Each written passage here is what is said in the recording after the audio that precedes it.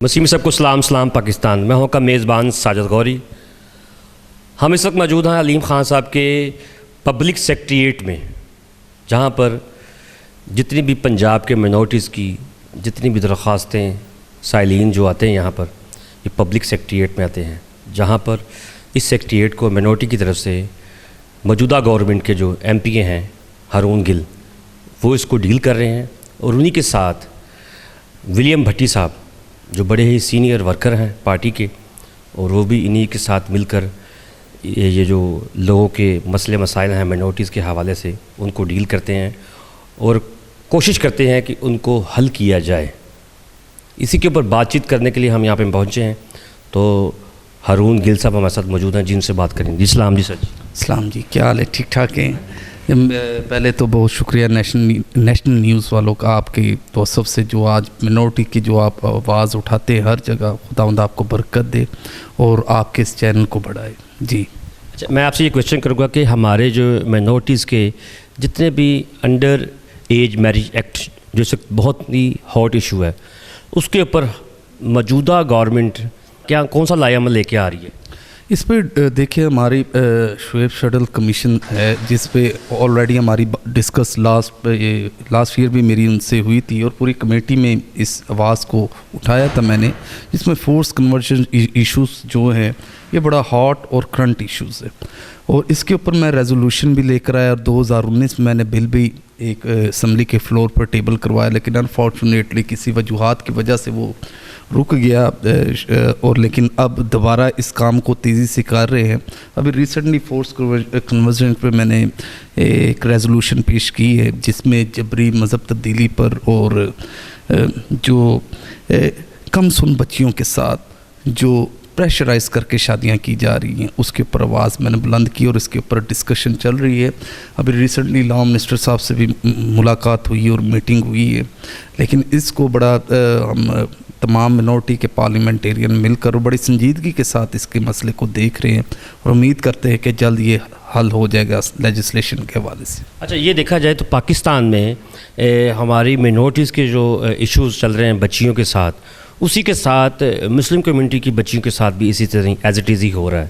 یہ کیا وجوہات ہیں؟ دیکھیں، وجوہات اس میں کوئی دلائل پیش کرنے کی ضرورت نہیں. وجوہات معاشرے ہمارا جو ہے ذہنی طور پہ بیمار ہو چکا ہے، اور ایسی حرکات ہونا یہ اس معاشرے کو ایک نشاندہی کرتی ہے کہ ادھر لیک آف ایجوکیشن ہے، اس معاشرے میں لیک آف نالج ہے اور لیک آف اسپرچول ایجوکیشن ہے، جس کی وجہ سے ایسے وقوعات پذیر ہوتے ہیں.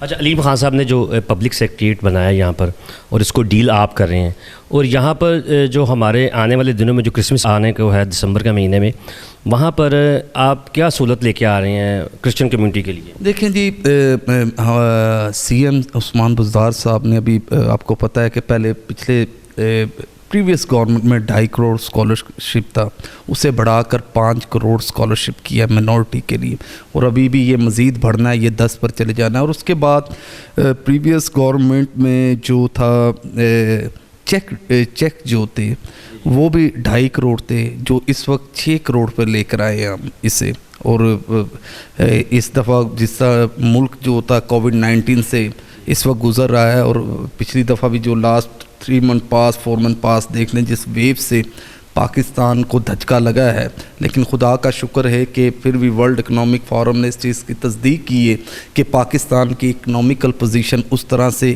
نہیں، گراف نیچے ڈکریز نہیں ہوا جس طرح سے دوسرے یورپین ممالک یا کنٹریز میں گراف ڈکریز ہوا ہے اور جو فلکچویشن ہوئی ہے معاشی طور پہ. لیکن خدا کا شکر گزاری کرتے ہیں کہ پاکستان کی معاشی حالت کو پھر بھی سٹیبل کرنے میں حکومت نے اہم اقدامات اٹھائے ہیں، اور جس کی وجہ سے کافی بہتر ہے معاشی حالت. لیکن کووڈ-19 ایک بہت بڑا حکومت کے ساتھ ایک آپ کہہ دیں کہ ایک مہلک وبا کے ساتھ وار ہے گورنمنٹ کی، اور اس ایشو کو خدا رحم کرے اور بچائے رکھے، کیونکہ احتیاط تو کرنی ضروری ہے، لیکن پھر بھی اس کے لیے جتنی پریئرز ہو سکے یہ سے روک تھام خدا کی طرف سے یہ رکے تو رکے.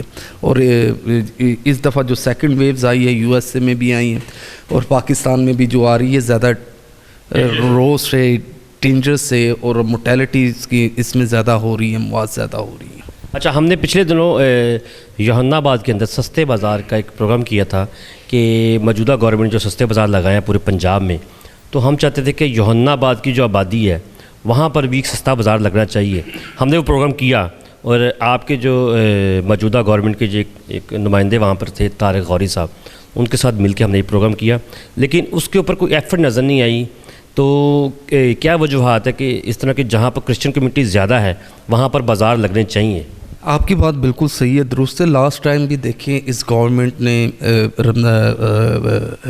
क्रिसमस के सीज़न में, ईस्टर सीज़न में भी सहूलत बाज़ार इन्होंने यूहन्नाबाद में कायम की और इस दफ़ा भी लगेंगे।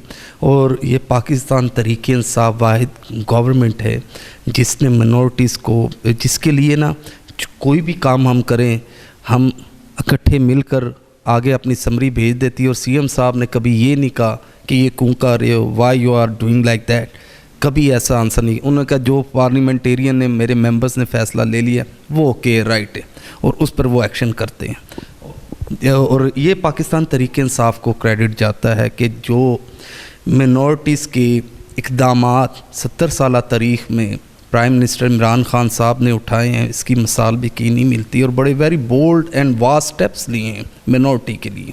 जी अच्छा, आखिरी क्वेश्चन मैं करूँगा कि पिछले गवर्नमेंट ने क्रिसमस के महीने में 3 दिन का बाज़ार लगता था, तो क्या इस दफ़ा हो सकता है कि पीटीआई की जो गवर्नमेंट है वो इस बाज़ार को 4 से 5 दिन के लिए कर सके? मैं पहले तो बता दूं कि आप इस गवर्नमेंट में सबसे पहले इन्होंने ऑफिशियल छुट्टियां क्रिसमस की दी हैं। आपको पता है तारीख़ में पहली दफ़ा पहले कायदे आज़म डे की छुट्टी होती थी, उस पर 22-23 को जो आम हमारे लेबर तबका थी वो सरकारी मुलाजमिन छुट्टी ले लेते थे, क्रिसमस की ऑफ ले लेते थे और कायदे आज़म की छुट्टी इंक्लूड होती थी।